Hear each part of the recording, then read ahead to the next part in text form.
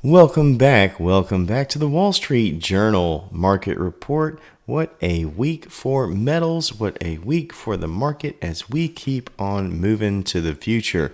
This video is sponsored by APMEX, the American Precious Metals Exchange. This is their 25th anniversary and there have been some amazing sales all month long so far. Though we're just into August, there's going to be even more, as this whole month there's going to be cool sales from APMEX, every single week being a different sale. I've already made one order this month and I'll probably make another, so go check out APMEX and check out their 25th anniversary sale and try to get some more cool pieces for your stack or collection. Now let's go ahead and get to the news. So as you know, we still have a little bit on the front when it comes to the tariff stuff. A lot of things are falling into play. We have seen that it hasn't really done much when it comes to the outlook of the market, consumer sentiments, things like that. There is a little bit of knee-jerk reaction that seems to happen every single time the T word is said, but it seems that the markets adjust accordingly. And we have seen some pretty wild gains here in our nation when it comes to the markets.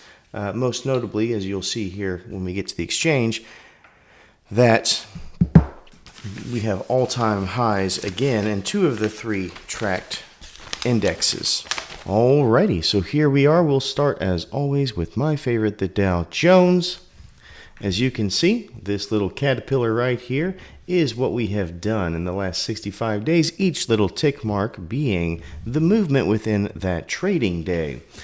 We are looking right here where we ended the week at 44,175. That is up, my friends, 206 points or a half of a percentage, all-time high being 45.14. So we're about 800 and some change off of that mark.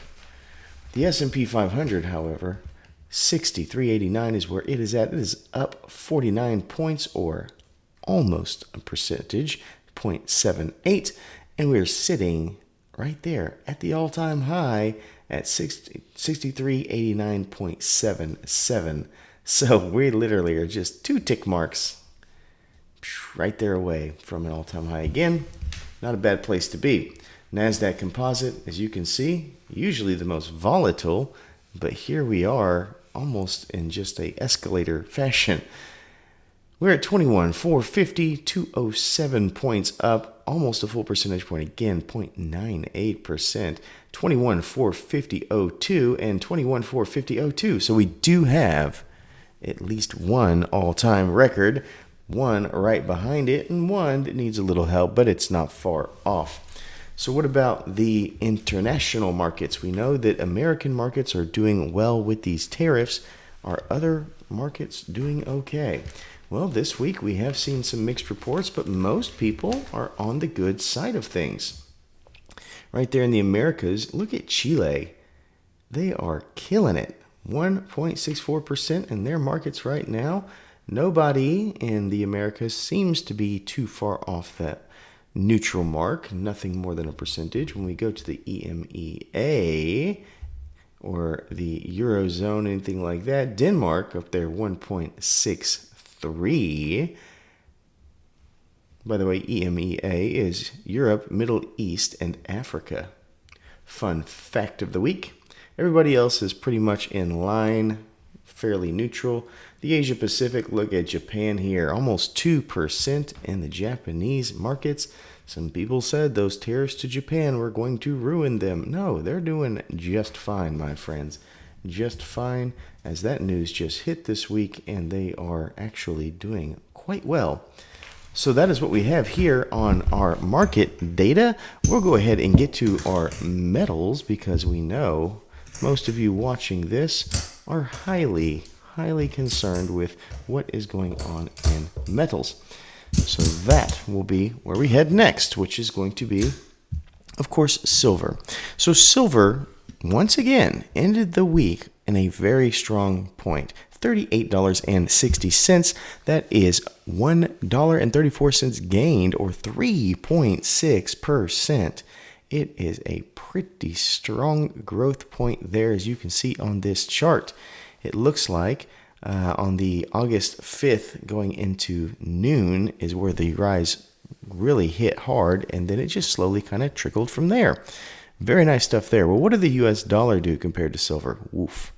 Well, it looks like the strength of the dollar went down just a hair, but when we're going up in silver at 3%, that is a pretty large disparity. What about Dow Jones and the S&P? Well, we know both of those were either neutral or a little bit on the good side.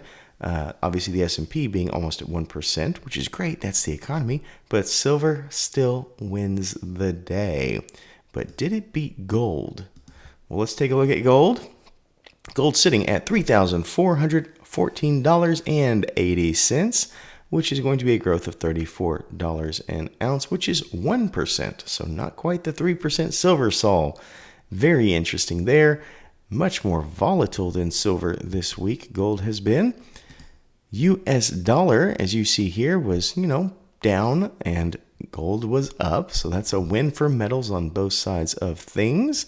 What about the old Dow Jones Industrial? Well, it says here that the Dow Jones kind of lost it. The S&P beat gold, and gold still had a decent day. So overall, silver is the winner of the week. Beat the dollar, beat the markets, yay silver, and yay us for having it.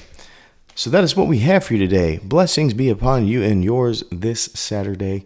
And I hope that, as always, you remember to stay classy and current with the culture of currency.